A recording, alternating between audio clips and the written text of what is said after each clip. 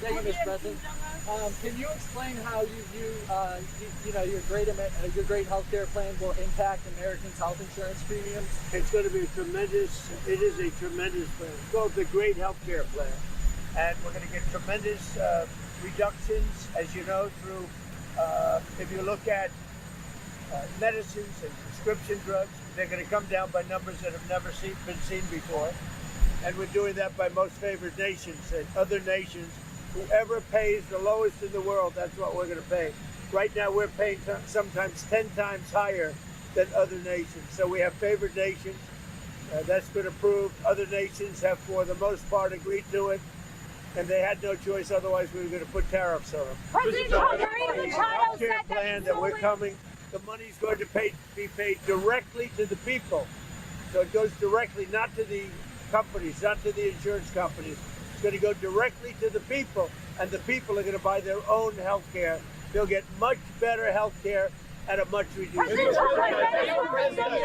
Pull out of NATO if it doesn't help you acquire Greenland.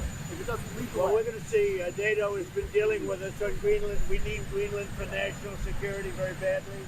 If we don't have it, we have a big hole in national security, especially when it comes to what we're doing in terms of the Golden Dome and all of the other things. We have a lot of investments in military. We have got the strongest military in the world, and it's only getting stronger.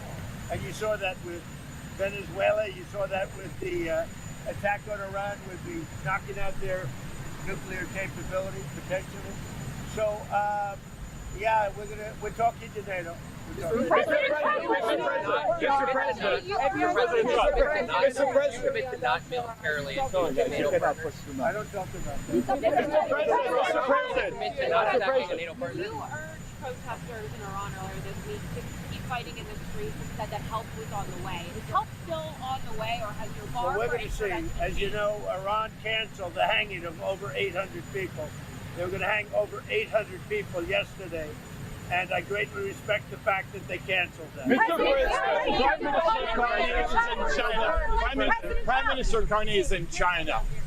How do you see the deals Canada and China have just signed, trade deals between the two partners? Well, it's okay. That's what he should be doing. I mean, it's a good thing for him to sign a trade deal. If you can get a deal with China, you should do that. President Trump is doing an election in Venezuela. Did Arab and Israeli officials convince you to not strike Iran? Nobody convinced me. I convinced myself.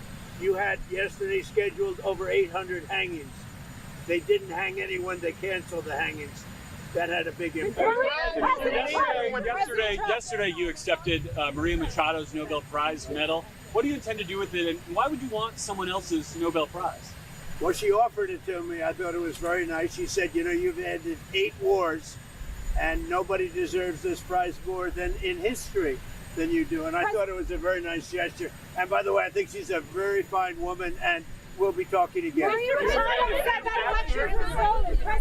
Say it. What's the trigger for the Insurrection Act in Minnesota? What are you waiting for?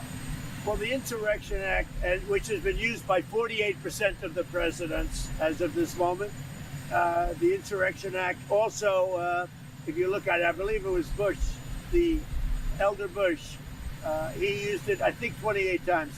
It's been used a lot. And if I needed it, I'd use it. I don't think there's any reason right now to use it. But if I needed it, I'd use it. It's very powerful. President Trump is a very nice person. You said the meeting went well. Why align with Delcy Rodriguez and the remnants of the Maduro regime and not with Machado, who has the support of the Venezuelan people? Well, if you ever remember a place called Iraq where everybody was fired, every single person, the police, the generals, everybody was fired, and they ended up being ISIS. Instead of just getting down to business, they ended up being ISIS. So I remember that. But I'll tell you, I had a great meeting yesterday by a person who I have a lot of respect for, and she has respect, obviously, for me and our country. And she gave me her Nobel Prize. But I'll tell you what, I got to know her. I never met her before, and I was very, very impressed. She's a really, this is a fine woman. Where are you going? The March for Life is next week. Yes. And some pro-lifers are worried about your support for the Hyde Amendment. What do you tell them? Well, you know what I tell them? You're going to hear about it because I just taped a beautiful piece for them, and they're going to play it.